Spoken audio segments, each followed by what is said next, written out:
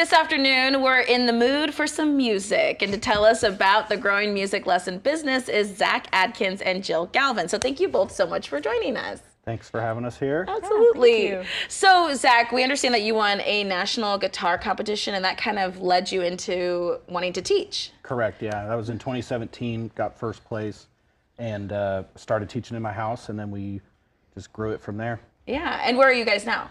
Well, we have 4 locations and 800 students right now. Oh, wow, very nice.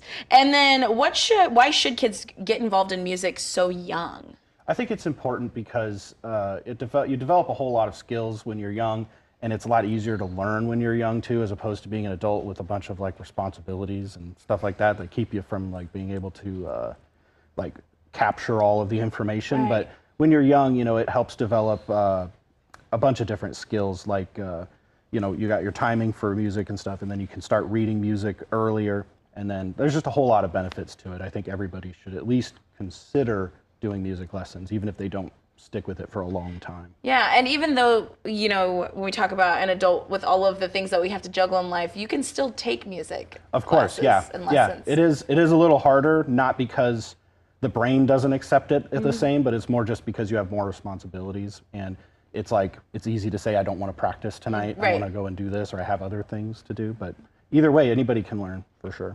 And then why are in-person music lessons better than maybe taking like online or looking up YouTube videos, things like that?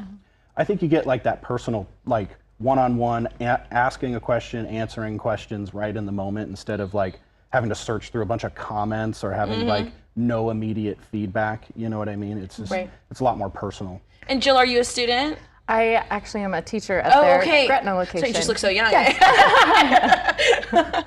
Yeah, So awesome. I also think that in-person lessons are very beneficial as a piano and voice teacher, especially in voice lessons, is I get to see their vocal technique in person. It's much harder to do that looking through a screen, through a computer, or even over a video. You don't know if you are doing damage to yourself, when in person you can really hone in on things that might be technique, you know, incorrect, or having, you know, just that connection with the student as well. And talk about tapping into that creativity level at such a young age. As you being an instructor, I'm sure it's really fun to watch these kids kind of flourish. Yes, yes, it is. I think, especially with one-on-one lessons, you can really focus on what the child wants to learn, or the student in general, but finding ways that they are interested in music instead of, oh, we have to play this song, you have to sing this song. It's what is something that keeps you interested in music, and focus on that. Great. And then really quick, how can people get a hold of you? Do you have a website, phone number people can call if they want lessons? Yeah, so we have 4 locations. We have one in Bellevue,